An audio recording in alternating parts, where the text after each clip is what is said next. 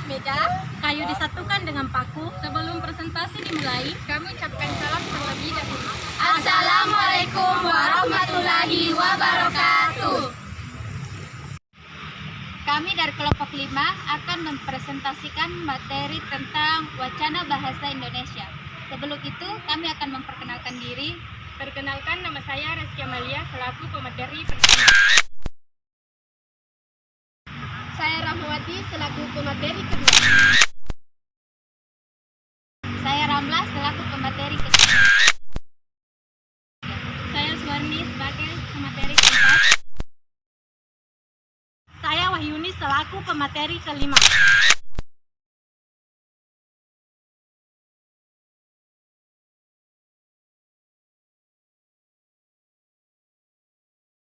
Baiklah, saya akan membahas mengenai pengertian wacana dan konteks wacana.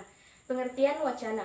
Wacana atau diskurs merupakan tatanan paling tinggi dalam hierarki kebahasaan, bukan hanya sekedar kumpulan kalimat-kalimat yang tidak beraturan, tetapi suatu kebahasaan yang terdiri atas kalimat-kalimat yang tertera secara berkesinambungan membentuk satu kesatuan yang padu dan utuh. Konteks wacana. Pengertian konteks wacana. Konteks wacana adalah aspek-aspek internal teks dan segala sesuatu yang secara eksternal melingkupi sebuah wacana. Kedua, unsur-unsur konteks wacana. Sebagai suatu sistem konteks, memiliki unsur-unsur seperti pembicara, pendengar, pesan, latar atau situasi, saluran, dan kode.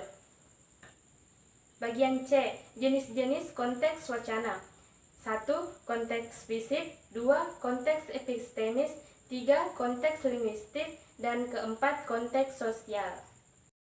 Baiklah, saya akan membahas materi tentang kohesi dan koherensi. Yang pertama, kohesi. Kohesi adalah kepaduan atau pautan bentuk unsur-unsur wacana dalam tulisan. Adapun unsur kohesi yang saling bergantung baik secara gramatikal maupun leksikal. Kohesi gramatikal adalah kepaduan bentuk sesuai dengan tata bahasanya.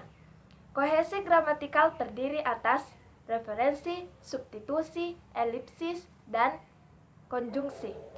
Sedangkan kohesi leksikal adalah kepaduan bentuk melalui pemilihan kosakatanya. Adapun kohesi leksikal itu sendiri yaitu terdiri atas repetisi, sinonim, antonim, hiponim, dan mironim.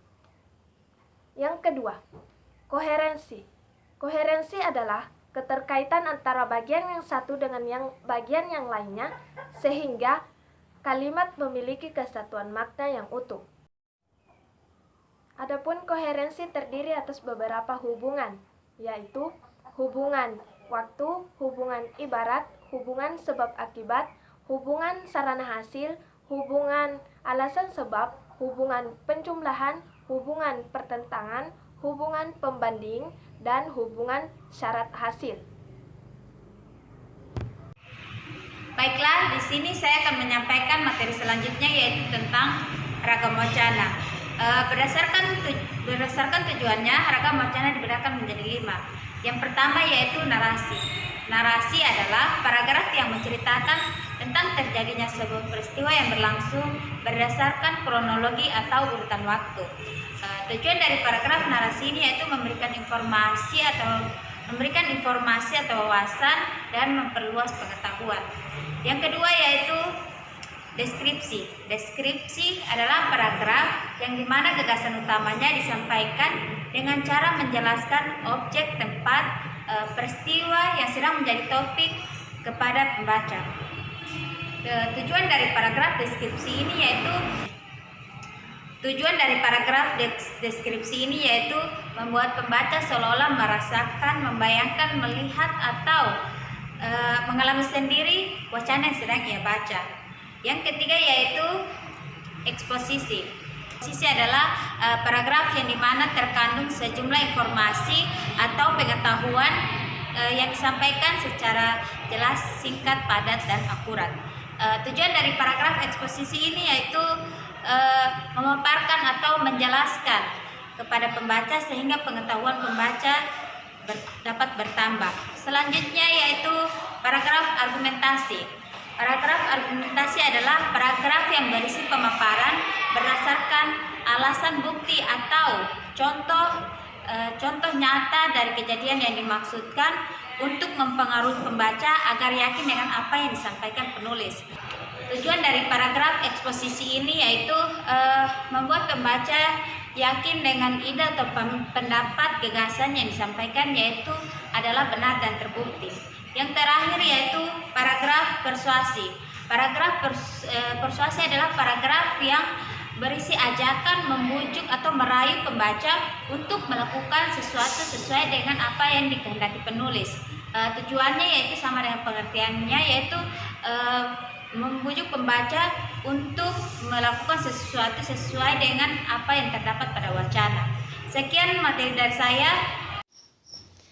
Tema merupakan suatu gagasan pokok atau ide pikiran dalam membuat suatu tulisan.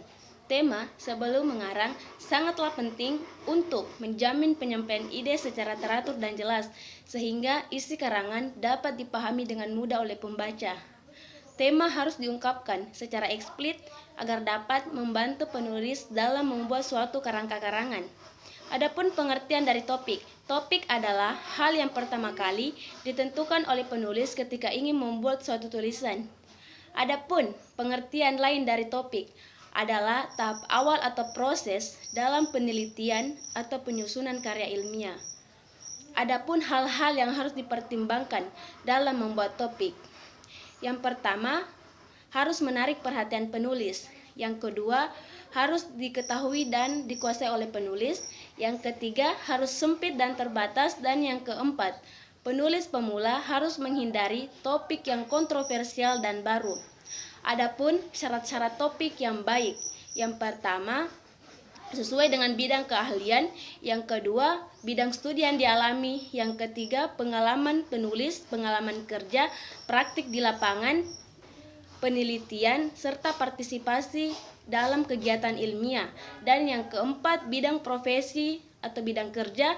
Dan yang kelima, karakter penulis baik cerdas maupun inovatif.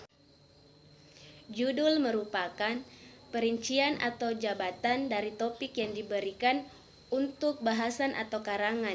Judul berfungsi sebagai slogan promosi untuk menarik minat pembaca dan sebagai gambaran isi karangan. Cara menulis wacana dengan memperhatikan kaidah bahasa. Yang paling utama yang harus dilakukan penulis untuk menulis wacana deskripsi adalah mengidentifikasi atau menyusun detail-detail objek atau sesuatu yang akan dideskripsikan. Langkah-langkah yang perlu diperhatikan dalam penulisan wacana. 1. Menentukan apa yang akan dideskripsikan. 2. Merumuskan tujuan deskripsi. 3. Menetapkan bagian apa saja yang akan dideskripsikan. 4. Merinci hal-hal apa saja yang harus dideskripsikan sehingga membuat pembaca tergambar mengenai apa yang diceritakan oleh penulis. Kampun jangan jatuh belah, mohon jatuh awas menimpa, jika ada salah maafkanlah. Wassalamualaikum warahmatullahi wabarakatuh.